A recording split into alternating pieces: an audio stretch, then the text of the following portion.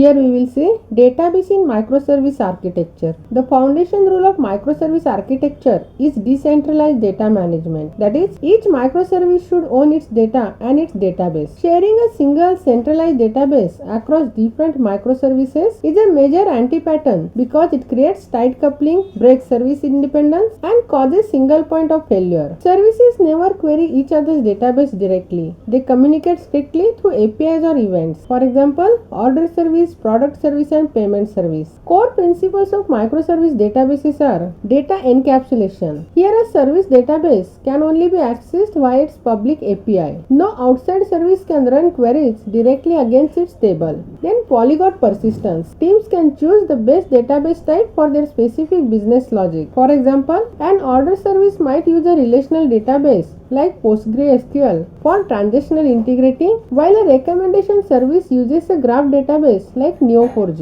And independent scalability. Databases scale horizontally based on the specific traffic demands of that unique service. The working of database in microservices is, first client send the request through API gateway. Then the gateway routes this request to the target microservice. Then the microservice processes the business logic locally and it executes a local ACID transaction strictly against its private database. Then the database returns the status and the microservice responds to the gateway or client, and the API gateway returns the response. Advantages are loose coupling. Here each service manages its own data only. So one service database cannot be accessed directly from another service database. Then independent deployment. Teams can modify database schemas without coordinating with other service teams. Then better scalability. It is achieved by decoupling data storage so that each service can scale its data layer independently without creating a system-wide bottleneck. Then improved fault isolation. It is achieved primarily by decoupling storage layers so that a single database failure or performance bottleneck cannot cause a system-wide cascading outage. Then technology flexibility.